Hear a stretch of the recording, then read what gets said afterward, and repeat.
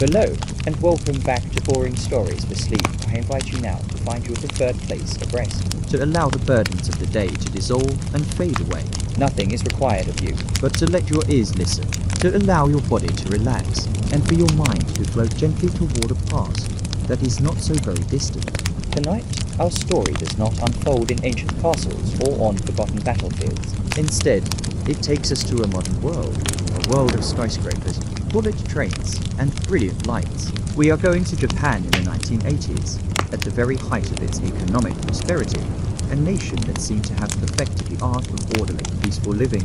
But at the heart of this order, and deep within this peace, a shadow appeared, a phantom that gave itself a strange and theatrical name, the monster with 21 faces. This is a mystery not of who was caught, but of who was never caught at all. A story of the chaos that erupted in the heart of an organized society, and of the fear that crept into every home through something as simple as a piece of candy.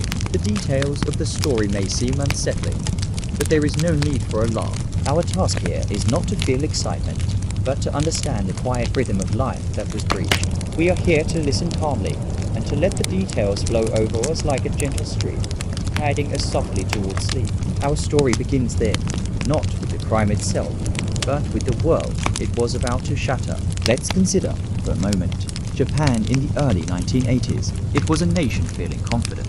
After decades of rebuilding and diligent work, it stood as an economic titan.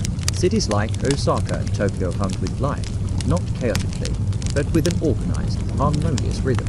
The bright neon signs reflecting on rain-slicked asphalt, the trains arriving and departing on time to the second, the polite smile you receive from a shop clerk as they meticulously arrange goods on a shelf. There was a sense of safety, a feeling that was almost tangible. People left their doors unlocked, children walked to and from school alone, and the idea of a violent crime, especially one targeting the innocent, was something remote, something that happened in movies or in other faraway lands. There was an unwritten social contract, a collective trust that everyone would abide by the rules. It was a peace so profound, it felt unbreakable, an illusion, as history often teaches us, that was about to be torn apart. At the heart of this prosperous world was the Ezaki Glyco Company. If you don't know the name, you surely know its products, which have conquered the world. Pocky, those thin, chocolate-covered biscuit sticks, the Glyco caramel candy that comes with a tiny toy, which became an inseparable part of a Japanese childhood. The company's logo, the athletic Glyco running man with his arms raised in the air, was a symbol of energy, victory, and good health. Glyco was more than a company.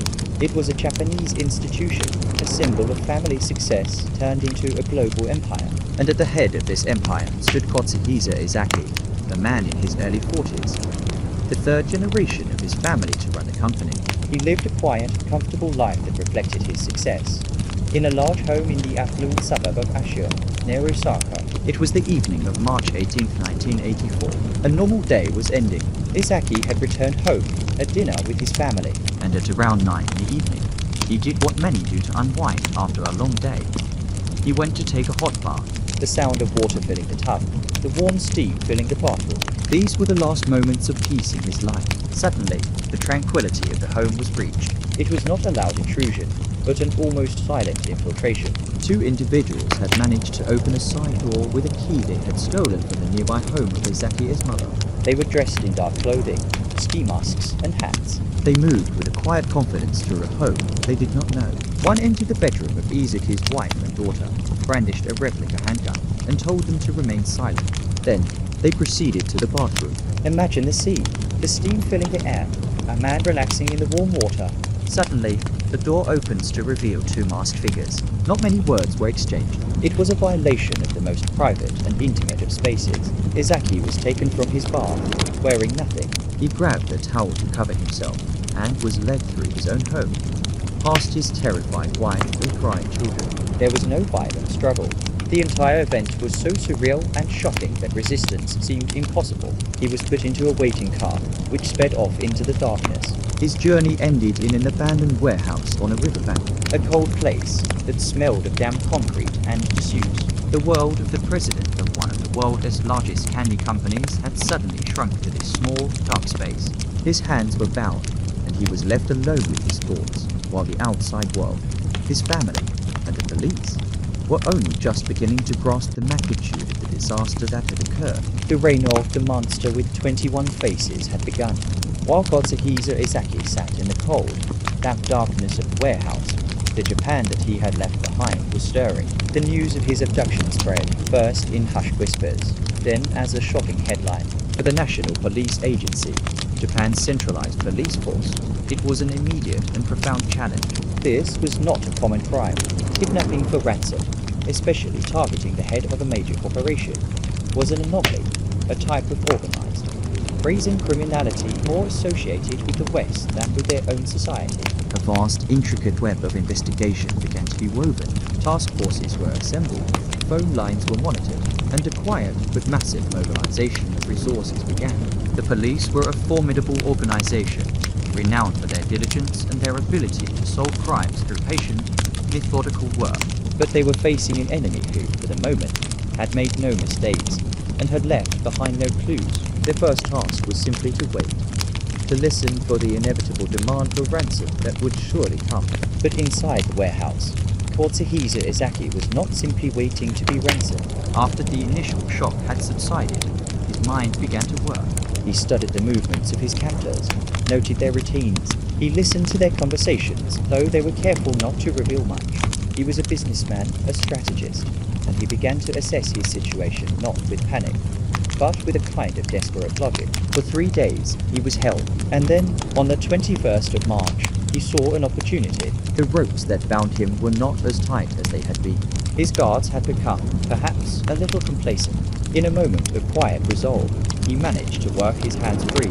He slipped out of the warehouse, undetected, and found himself on the banks of the Ibaraki River. Without a second thought, he swam to the other side and to freedom. He flagged down a passing truck and was soon safe. The news of his escape was met with a wave of national relief. It seemed the bizarre and frightening ordeal was over. The criminals had failed.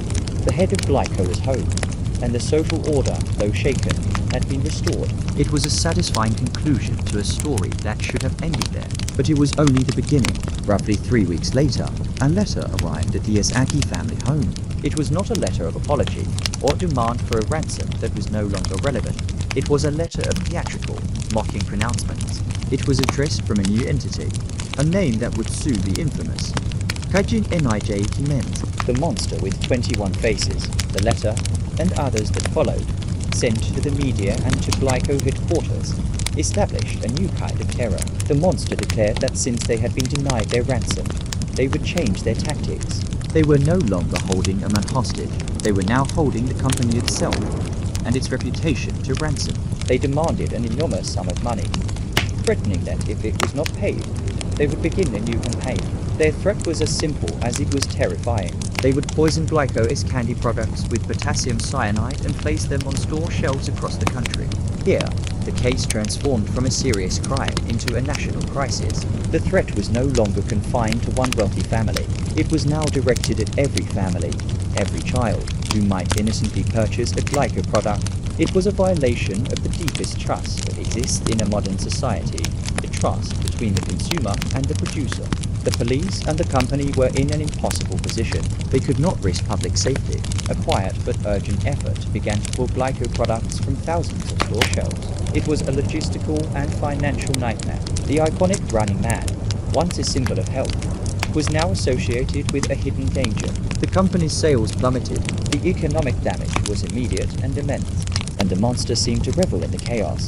Their letters to the press were filled with taunts and sarcastic poetry, mocking the police for their inability to catch them. They seemed to be enjoying the spectacle, playing a public game of cat and mouse. Then, the threat became a reality. On May 10th, a number of Glyco chocolate boxes were found in stores in several cities. Taped to the outside of each box was a note, written with the same chilling, theatrical flair as their letters. It read, "Danger, contains toxins. You will get sick if you eat this." From the monster with 21 faces, forensic teams carefully opened the packages. Inside, the chocolates had been laced with lethal doses of potassium cyanide. A wave of cold fear swept across Japan. It was no longer blood. The monster was real. and they were willing to kill. The sight of empty shelves where glyco products once stood became a common and unsettling feature of daily life. Mothers carefully instructed their children about the danger. The simple, joyful act of buying candy had become fraught with anxiety. The police were no longer just hunting kidnappers. They were now in a desperate race to prevent a potential mass poisoning, chasing a phantom who could strike anywhere, at any time, leaving behind nothing but taunting letters and a nation holding its breath. The initial crime was over, but a new, more insidious and frightening struggle had just begun.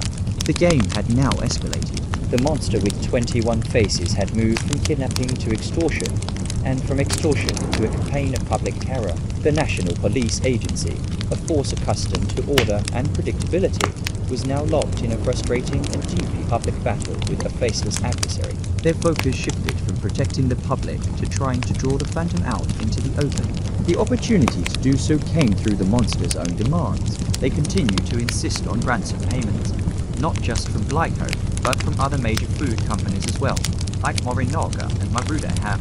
The instructions they provided for these money drops were themselves works of intricate, almost playful design. They would demand a company executive drive to a specific location, often a nondescript restaurant or service station, and wait for a phone call. The call would lead them on a convoluted path across the region, a wild goose chase designed to shake off any police tail.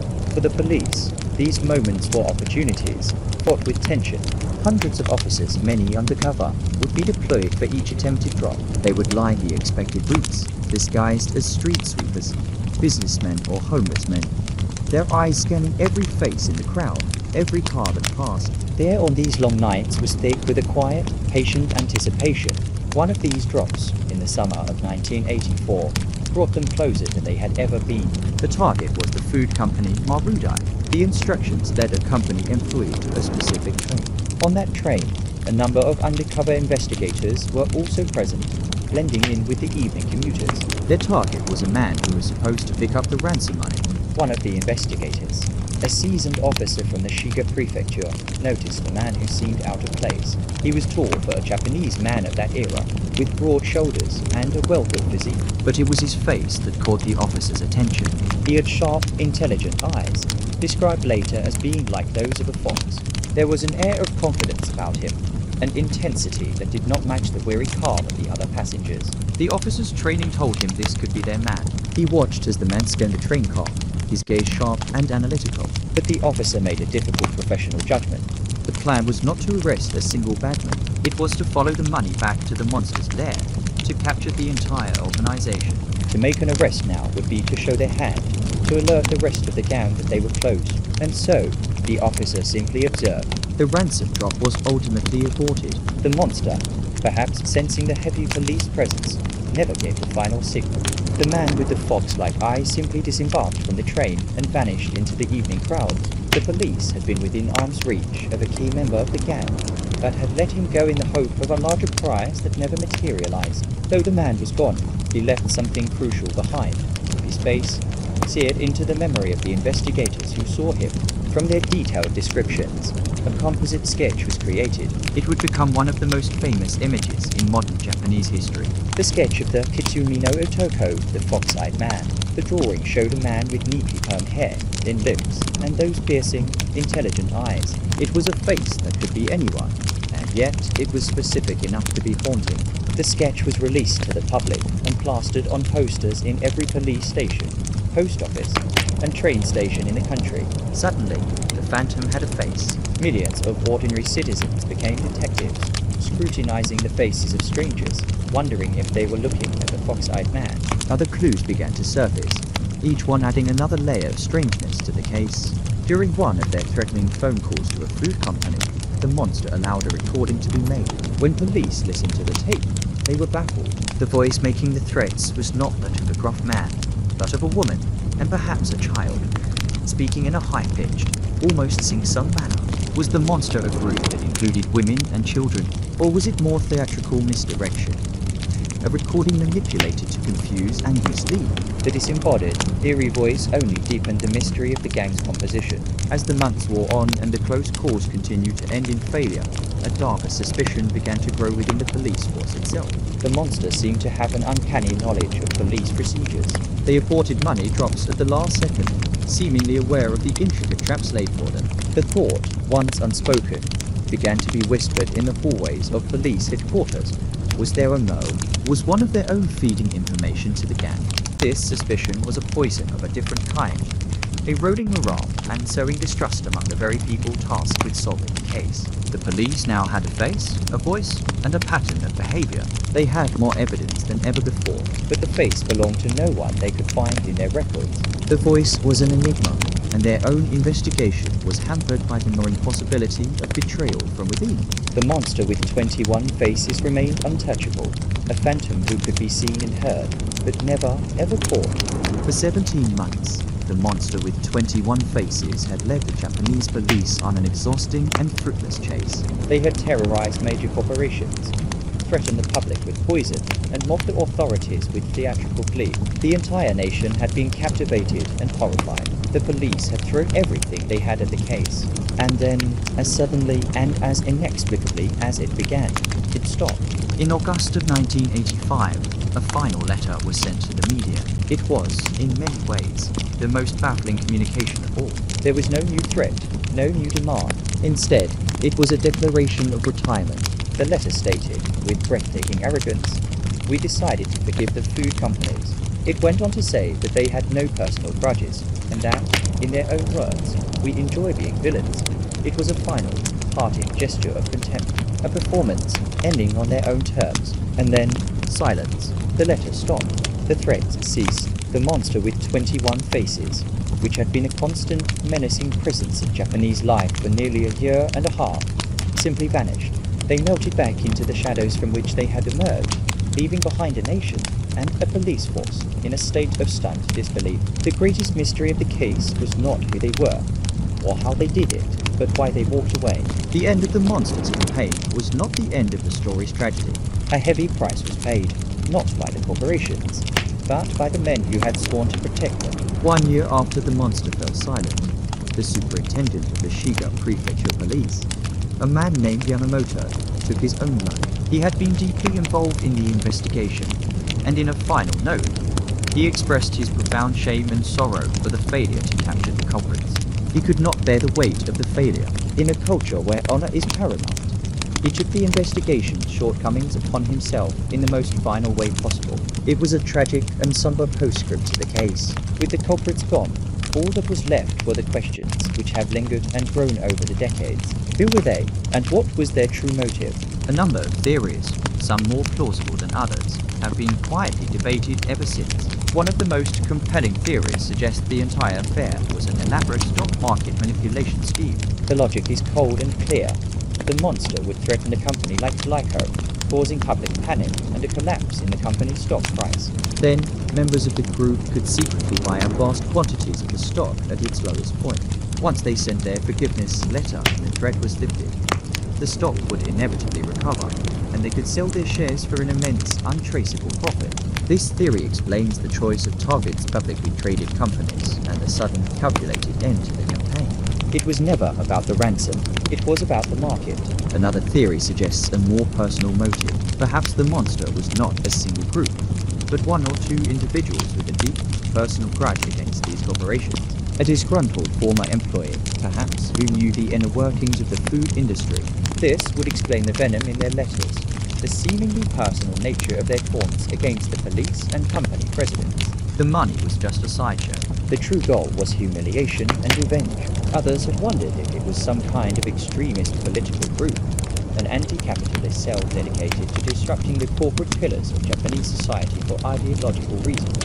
Their theatricality and public communiques certainly had the feel of a group trying to make a statement. But these are just theories. No proof has ever surfaced for any of them. The statutes of limitations on the crimes, including the kidnapping of Kotsuhisa Izaki, have long since expired. Even if a member of the monster with 21 faces were to come forward today, they could not be prosecuted. And so, the legacy of the case is one of silence and enduring mystery. It has become a part of modern Japanese folklore, a cautionary tale about the fragility of order. For the National Police Agency, it was a moment of profound failure that led to major reforms in how they handle complex, large-scale investigations.